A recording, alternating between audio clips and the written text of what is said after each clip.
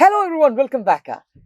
Anton ചെക്കോവിന്റെ gooseberries എന്ന് പറയുന്ന ഒരു ഗംഭീരമായിട്ടുള്ള കഥയാണ് നമ്മൾ ഇന്ന് ഡിസ്കസ് ചെയ്യാൻ പോകുന്നത്. ഭയങ്കര സിംബോളിക് ആണ് ഈ ഒരു സ്റ്റോറി. പെട്ടെന്നൊക്കെ വായിച്ചു കഴിഞ്ഞാൽ നമുക്ക് അത്ര വലിയ ഒരു കത്തലൊന്നും ഉണ്ടാവില്ല. പക്ഷെ ലൈഫിൽ നമുക്ക് പിന്നീട് എന്ത് ചെയ്യും, ഇത് അങ്ങനെ ആയിരുന്നു അല്ലേ എന്ന് നമുക്ക് റിയലൈസേഷൻ ഉണ്ടാവും. നമ്മളെ ലൈഫുമായിട്ട് ഇതിനെ കണക്ട് ചെയ്യുന്ന കുറച്ച് ഫിലോസഫിയൊക്കെയാണ് ഇതിനകത്ത് പറയുന്നത്. ഫിലോസഫിയിലേക്ക് നമുക്ക് പോകണ്ട, നമുക്കൊരു ക്വിക്ക് റിവിഷൻ ആണ്. പെട്ടെന്ന് നമുക്ക് ചാപ്റ്ററിലേക്ക് വരാം. എന്താണ് സംഭവം നോക്കാം.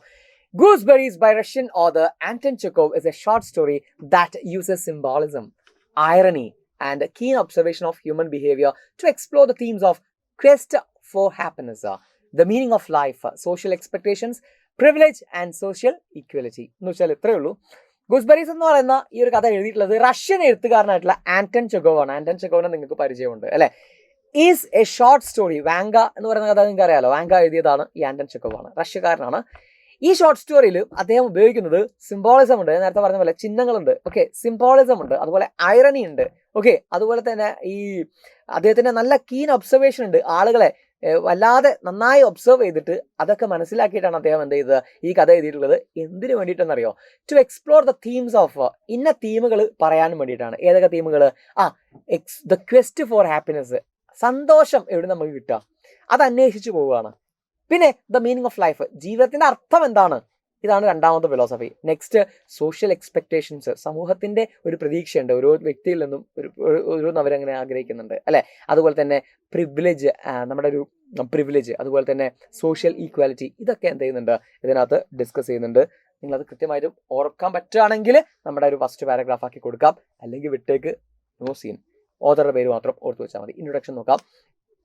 Gooseberries is a short story by great Russian writer Anton Chekhov. Anton ചെക്കോവിന്റെ ഒരു അടിപൊളി ഷോർട്ട് സ്റ്റോറിയാണ് ഗൂസ്ബെറീസ് എന്ന് പറയുന്നത്. ഗൂസ്ബെറീസ് എന്ന് പറയുന്നത് നെല്ലിക്കയാണ് അല്ലെ. It is about two brothers. ഈ കഥ ആരെ കുറിച്ചാണ്? രണ്ട് സഹോദരങ്ങളുടെ കഥയാണ്. They are in search of happiness in their own ways. അവർ രണ്ടുപേരും എന്താണ്, നമ്മളെല്ലാവരെയും പോലെ തന്നെ ഇൻ സെർച്ച് ഓഫ് ഹാപ്പിനെസ് ആണ്. എന്താ, സന്തോഷം കണ്ടെത്താനുള്ള മാർഗത്തിലാണ്. ഓക്കെ, പക്ഷെ രണ്ടുപേരും രണ്ടുപേരുടെ രീതിയിലാണ് സന്തോഷം കണ്ടെത്താൻ വേണ്ടി ശ്രമിക്കുന്നത്. ഇവന്റ്സ് ഇൻ ദ സ്റ്റോറി, നമുക്ക് നേരെ കഥയിലെ ഒരു ഘട്ടങ്ങളിലേക്ക് പോകാം. ആദ്യം തന്നെ ഷെൽട്ടർ ഫ്രം റെയിൻ എന്ന് പറയുന്ന ഒരു ചെറിയ ഭാഗത്തിൽ കഥയുടെ തുടക്കത്തിൽ എന്താ നമ്മൾ കാണുന്നതെന്ന് പറയാം. The sky was overcast with rain clouds. മഴ പെയ്തുകൊണ്ടാണ് കഥ തുടങ്ങുന്നത്. മഴ പെയ്യാൻ പോകുന്നു, മഴ പെയ്തു. ഓക്കെ, ഇവാൻ ഇവാനിച്ച് കഥയിലെ ഒരു പ്രധാന കഥാപാത്രമാണ്. ഇവാൻ ഇവാനിച്ച്, ഓക്കെ, അദ്ദേഹം ആരാണ്? ദ വെറ്റിനറി സർജൻ, ഒരു മൃഗ ഡോക്ടറാണ്, വെറ്റിനറി സർജൻ ആണ്. ആൻഡ് ബോക്കിൻ, അദ്ദേഹത്തിന്റെ ഫ്രണ്ടാണ്. ബോക്കിൻ ഒരു സ്കൂൾ മാസ്റ്റർ ആണ്. Okay, Boking the schoolmaster were walking across the fields near the village of Mirovsky. മിറോസ്കി എന്ന് പറയുന്ന സ്ഥലത്ത് വയലുകളിലൂടെ അദ്ദേഹം ഈ രണ്ട് സുഹൃത്തുക്കൾ ഇങ്ങനെ നടന്നു പോകുമായിരുന്നു, സ്കൂൾ മാസ്റ്ററും അതുപോലെ തന്നെ വെറ്റിനറി സർജനും. Ivan wanted to tell his friend a story. Ivan ഒരു കഥ പറയണമെന്നുണ്ടായിരുന്നു. ഓക്കെ, ആരോട്? നമ്മുടെ സുഹൃത്തിനായിട്ടുള്ള ബോക്കിനോട് ഒരു കഥ പറയണമെന്നുണ്ടായിരുന്നു. Okay, it was a story of his young brother Nikolai Ivanich. തന്റെ സഹോദരനായിട്ടുള്ള ഇവാൻ ഇവാനിച്ചിന്റെ സഹോദരനായിട്ടുള്ള നിക്കോളായ് ഇവാനിച്ചിന്റെ കഥയായിരുന്നു. ബ്രദറിന്റെ കഥ പറയാനാണ് അദ്ദേഹം തുടങ്ങിയത്. But just then it started to rain heavily. പക്ഷെ പെട്ടെന്നായിരുന്നു ശക്തമായി മഴ പെയ്തത്. Okay, so they went to Alyokhin's house for shelter. അതുകൊണ്ട് അവർ പെട്ടെന്ന് തൊട്ടടുത്ത് ഒരു സുഹൃത്തിന്റെ വീടുണ്ട്, അലിയോക്കിൻ എന്നാണ് അയാളുടെ പേര്. അയാളുടെ വീട്ടിലേക്ക് ഓടിക്കേറി. Alyokhin was a friend of Ivan Ivanich. Ivan ഇവാനിച്ചിന്റെ ഒരു സുഹൃത്തായിരുന്നു ആര്? അലിയോക്കിൻ. ഹി ലിവ്ഡ് അറ്റ് സോഫിനോയിലാണ് അദ്ദേഹം താമസിക്കുന്നത്. He was a farmer about 40 years old. 40 വയസ്സുള്ള ഒരു ഫാമർ ആയിരുന്നു. He was tall and stout, നല്ല നീളമുള്ള, അതുപോലെ തന്നെ നല്ല കരുത്തുള്ള മനുഷ്യനായിരുന്നു. വിത്ത് ലോങ് ഹെയർ, നീളമുള്ള മുടിയാണ്, കണ്ട ഒരു ആർട്ടിസ്റ്റിനെ പോലെ തോന്നിക്കും. His house was large and 2-storied. അദ്ദേഹത്തിന്റെ വീട് വലുതായിരുന്നു, അതുപോലെ തന്നെ 2 നിലയുള്ളതായിരുന്നു. Okay, he lived down stairs. അദ്ദേഹം താമസിക്കുന്നത് താഴെ നിലയിലാണ്. ഹി ഹാഡ് എ വിൻമിൽ, കാറ്റാടി യന്ത്രം, ഒരു വലിയ വിൻമില്ലുണ്ട് അദ്ദേഹത്തിന്. ആൻഡ് എ ബെയ്ത്തിങ് ഷെഡ് എന്ന് പറഞ്ഞാൽ കുളിപ്പുര എന്ന് പറയും. കുളിപ്പുര ഇല്ലേ, കുളിക്കാൻ വേണ്ടിയിട്ട് എന്താ പറയാ, ഫാം ഹൗസിനോട് ചേർന്നിട്ടുള്ള ഒരു കുളമൊക്കെ ആയിട്ട് ഒരു കുളിപ്പുരയും ഉണ്ടായിരുന്നു അദ്ദേഹത്തിന്. Alyokhin was dirty from his work. ജോലിയുടെ ഇടയിലായതുകൊണ്ട് അലിയോക്കിൻ നല്ല ഡേർട്ടി ആയിരുന്നു. He invited Ivan Ivanich and Burkin in to his house. അവരുടെ വീട്ടിലേക്ക് അദ്ദേഹം അലിയോക്കിന്റെ 2 സുഹൃത്തുക്കളെയും കണ്ടപ്പോൾ സന്തോഷമായി. പെട്ടെന്ന് വീട്ടിലേക്ക് വരാൻ പറഞ്ഞു. ഞാൻ ഇപ്പോൾ വരാം, ഈ പണിയൊന്നും കഴിഞ്ഞോട്ടെ എന്ന് പറഞ്ഞ് പൊടിപ്പിക്കുകയായിരുന്നു. ഫ്ലോർ മില്ലാണ്. അപ്പോൾ അത് പൊടിപ്പിക്കൊണ്ടിരിക്കുന്ന ഇടയിൽ അദ്ദേഹം വീട്ടിലേക്ക് അവരെ ക്ഷണിച്ചു. പെലേജിയ എന്ന് പറഞ്ഞാൽ അവരുടെ വീട്ടിലെ വേലക്കാരിയാണ്. ദ ചാമ്പർ മെയ്ഡ്, വേലക്കാരി. Gave them towel and soap. അവർക്ക് കുളിക്കാൻ വേണ്ടിയിട്ട് ടവലും സോപ്പൊക്കെ കൊടുത്തു. All three enjoyed the bath in the bathing shed. Bathing ഷെഡിൽ അവരെല്ലാവരും നന്നായിട്ട് എൻജോയ് ചെയ്ത് കുളിച്ചു. ഓക്കെ, അതിനകത്ത് അലിയൊക്കെ പറയുന്നുണ്ട്, കുറേ ആയി ഞാൻ കുളിച്ചിട്ട്, 3 മാസമായിട്ടായി ഞാൻ കുളിച്ചിട്ട്, കാരണം സമയമില്ല എന്നാണ് അദ്ദേഹം പറയുന്നത്. A woman who, okay, then Nikolai's dream. ഇനി നിക്കോളായുടെ സ്വപ്നത്തെക്കുറിച്ചാണ് പറയാൻ പോകുന്നത്. അപ്പോൾ അവർ കുളിയൊക്കെ കഴിഞ്ഞിട്ട് the men return to the house, വീട്ടിലേക്ക് തിരിച്ചു വന്നു. They had to change the clothes and Ivanich began story. വസ്ത്രമൊക്കെ മാറി അവർ നല്ല പട്ടിൻ്റെ ഡ്രസ്സൊക്കെ ഇട്ടിട്ട് എന്ത് ചെയ്യാണ്, ഇരിക്കുന്ന സമയത്താണ് ഇവാനിച്ച് അവൻ്റെ ആ കഥ പറയുന്നത്. Okay, it was the story of his young brother Nikolai Ivanich. It was the story, he was 2 years younger than Ivanich. ഇവാനിച്ചിനേക്കാളും younger to Ivanich. Younger to എന്ന് പറഞ്ഞാൽ ഇയാളെക്കാളും എന്താണ്, പ്രായം കുറവായിരുന്നു. ആർക്ക്? യങ്ങർ ദാൻ ആണ് അല്ലേ, younger than Ivan.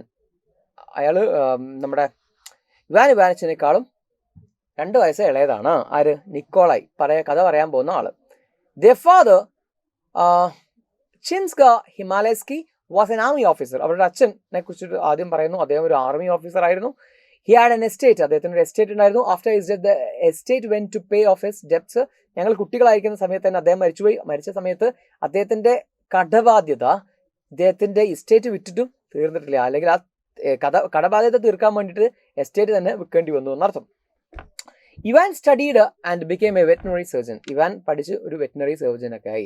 Nikolai became a government clerk when he was 19. 19 വയസ്സിൽ Nikolai ഒരു ഗവൺമെന്റ് ക്ലർക്കായിട്ട് ജോലി കയറി. He never like his job and the town life. നിക്കോളായെ സംബന്ധിച്ചിടത്തോളം ഈ ഒരു ടൗൺ ലൈഫോ അല്ലെങ്കിൽ ഈ ജോലി ഒന്നും തീരെ ഇഷ്ടമല്ല. മൊണോട്ടോണസ് ആയിട്ടുള്ള ജോലി, എപ്പോഴും ഒരേ ജോലി തന്നെ, ക്രിയേറ്റീവ് ആയിട്ടുള്ള ജോലി ഒന്നുമല്ല ക്ലർക്കിന്റെ ജോലി അല്ലേ. അപ്പൊ ഇത് ചെയ്യുന്ന അയാൾക്ക് തീരെ ഇഷ്ടമല്ല. Okay, he had A dream. അദ്ദേഹത്തിന് ഒരു സ്വപ്നം ഉണ്ടായിരുന്നു എപ്പോഴും. ഓക്കെ, എന്താ അത്?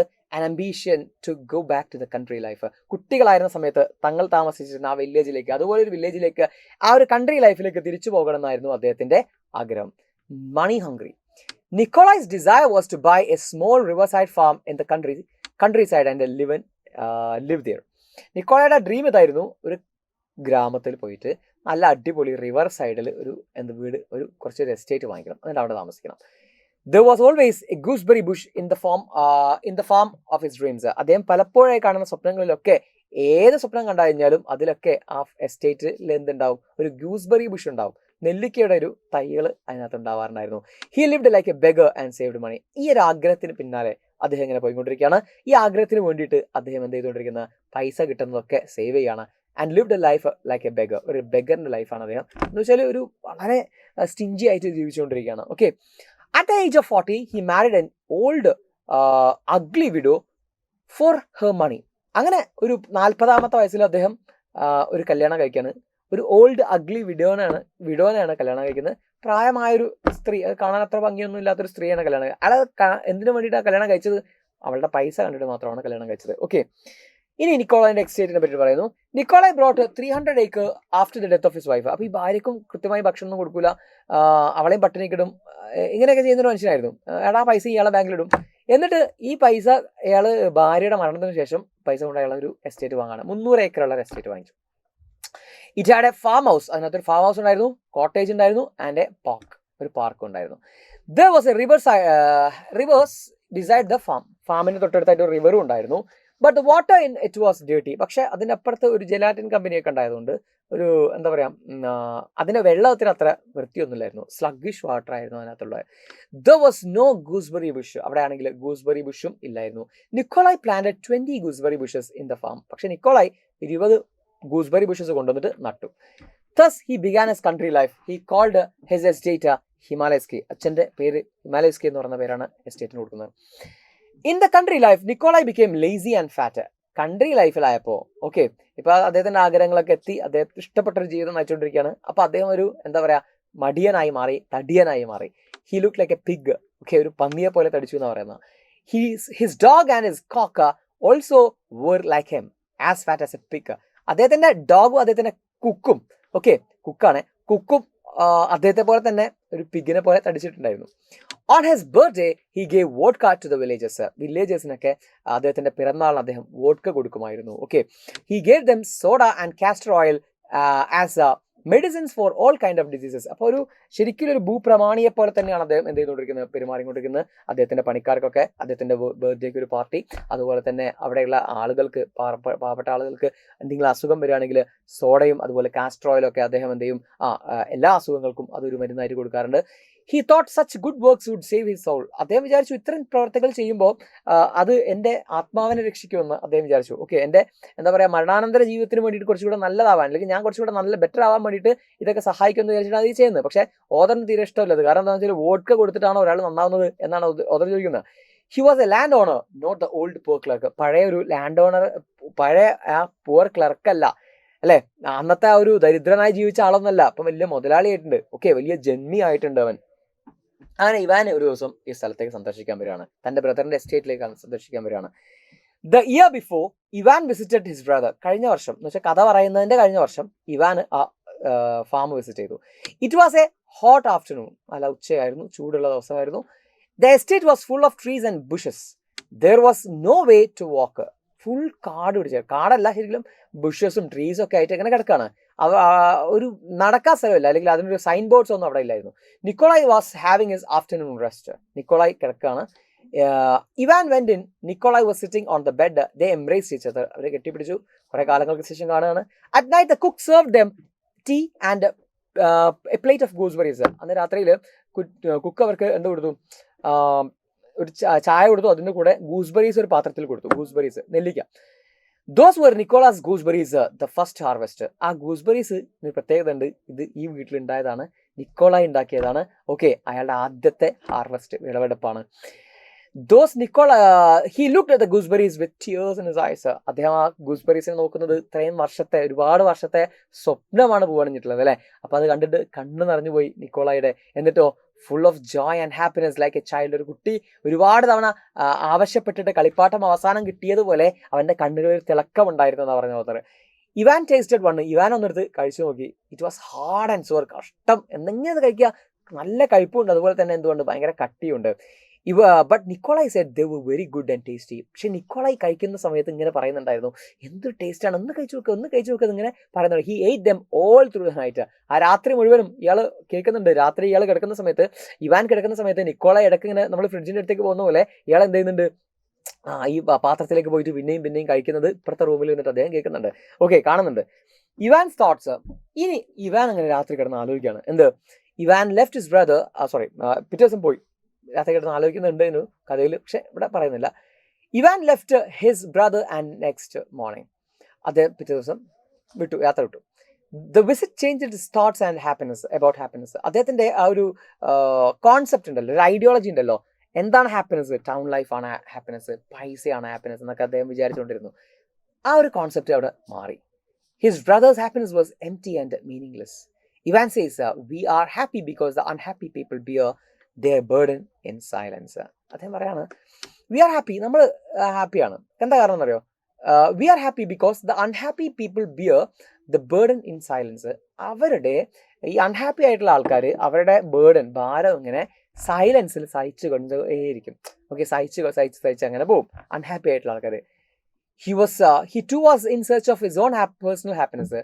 നമ്മുടെ ഇവാനും അദ്ദേഹത്തിന്റെ പേഴ്സണൽ ഹാപ്പിനെസിന് വേണ്ടിയിട്ടുള്ളൊരു അന്വേഷണത്തിലാണ്. The gooseberries were the personal happiness of Nikolai. നിക്കോളായുടെ പേഴ്സണൽ ഹാപ്പിനെസ് എന്ന് പറഞ്ഞാൽ എന്തായിരുന്നു? ആ ഗൂസ്ബെറീസ് ആയിരുന്നു. But the meaning of purpose of life was in good doing, not in our personal happiness. പക്ഷെ ഓദർ തിരിച്ചറിയുന്നൊരു കാര്യമുണ്ട്. എന്താ അത്? നമ്മുടെ ജീവിതത്തിന്റെ ഏറ്റവും നല്ല സന്തോഷം എന്ന് പറഞ്ഞാൽ, പരമമായ സന്തോഷം എന്ന് പറഞ്ഞാൽ, എറ്റേണൽ ഹാപ്പിനെസ് എന്ന് പറഞ്ഞാൽ, എന്നെന്നും നിലനിൽക്കുന്ന ഹാപ്പിനെസ് എന്ന് പറഞ്ഞാൽ, അത് എന്തല്ല, ഈ പറയുന്ന പേർപ്പസ് ഓഫ് ലൈഫിന് വേണ്ടിയിട്ടുള്ള ഹാപ്പിനെസ് അല്ല, മറിച്ച് അത് ഡൂയിങ് ഗുഡ് ആണ്. ഓക്കെ, നന്മ ചെയ്യലാണ്. പേഴ്സണൽ ഹാപ്പിനെസ് അല്ല, നന്മ ചെയ്യലാണ്. It is the purpose of life. അതാണ് നമ്മുടെ ജീവിതത്തിന്റെ പേർപ്പസ് എന്ന് പറയുന്നത്. പറഞ്ഞു മാറിപ്പോയി. പേർപ്പസ് ഓഫ് ലൈഫ് എന്ന് പറഞ്ഞിട്ടുണ്ടെങ്കിൽ ഡൂയിങ് ഗുഡ് ആണ്. ഓക്കെ, അത് പേഴ്സണൽ ഹാപ്പിനെസ് അല്ല. പേഴ്സണൽ ഹാപ്പിനെസ്സും ഈ എറ്റേണൽ ഹാപ്പിനെസ്സും തമ്മിലുള്ള വ്യത്യാസം ഇങ്ങനെ സിമ്പിളായിട്ട് പറയാം. കുറച്ച് പൈസ നിങ്ങൾ സ്വരൂപിച്ച് വെച്ചു. എന്തിനാണ്? നിങ്ങൾ എങ്ങനെ പൈസ ഇങ്ങനെ വാങ്ങി അടുക്കി വെക്കാണ് എന്തൊരു സാധനം വാങ്ങിക്കാൻ വേണ്ടിയിട്ട്. ഓക്കെ, ഒരു മൊബൈൽ ഫോണോ അല്ലെങ്കിൽ ഒരു പെന്നോ എന്തൊന്ന് വാങ്ങിക്കാൻ വേണ്ടിയിട്ട്. അങ്ങനെ at the end of the year നിങ്ങളത് വാങ്ങിക്കാനുള്ള ആ കാശ് നിങ്ങളുടെ അടുത്തായി. ആ സമയത്ത് നിങ്ങളുടെ ഒരു ഫ്രണ്ട് വന്നിട്ട് നിങ്ങളോട് ഒരു ആവശ്യം ചോദിക്കുകയാണ്, പൈസയ്ക്ക് ആവശ്യമുണ്ട്, ഇത്ര ബുദ്ധിമുട്ടാണ് എന്ന് പറയുമ്പോൾ 2 ഓപ്ഷൻസ് ഉണ്ട് നമുക്ക്. ഒന്ന് പേഴ്സണൽ ഹാപ്പിനെസ്. പേഴ്സണൽ ഹാപ്പിനെസ് എന്ന് പറഞ്ഞാൽ എനിക്ക് ആ പെണ്ണ് വാങ്ങിക്കാം, അല്ലെങ്കിൽ ആ ഫോൺ വാങ്ങിക്കാൻ വേണ്ടി പോവാം, എനിക്ക് സന്തോഷം കിട്ടും അല്ലേ, റെഡി അല്ലേ. വേറെ ഒരു ഹാപ്പിനെസ് ഉണ്ട്, എനിക്ക് അവനെ സഹായിക്കാം, പിന്നെ വാങ്ങിക്കാം. മനസ്സിലായില്ലേ? അങ്ങനെ ഞാൻ ആ പൈസ കൊണ്ട് പെണ്ണ് വാങ്ങിക്കുകയാണെങ്കിൽ അല്ലെങ്കിൽ ഫോൺ വാങ്ങിക്കുകയാണെങ്കിൽ ആ ഹാപ്പിനെസ് ഒരുപാട് കാലം നിലനിൽക്കില്ല. കാരണം അടുത്ത വേർഷൻ ഇറങ്ങുന്നത് വരെ ഉണ്ടാവുള്ളൂ ആ ഹാപ്പിനെസ്. അല്ലെങ്കിൽ 2 ദിവസം പരിചയമായി കഴിഞ്ഞാൽ പിന്നെ എൻ്റെ ബാക്കിയുള്ള ഫോണുകളുടെ കൂടെ ഒരു ഫോൺ, അല്ലെങ്കിൽ പെണ്ണുകളുടെ കൂടെ ഒരു പെണ്ണ് മാത്രമായത്. That is personal happiness. ഇനി ഞാൻ ആ പൈസ കൊണ്ട് അവനെ സഹായിച്ചു എന്ന് വിചാരിക്കുക, അതൊരു ത്യാഗമാണ് ഞാൻ ചെയ്യുന്നത് അല്ലേ. അത് എറ്റേണൽ ഹാപ്പിനെസ് ആണ്.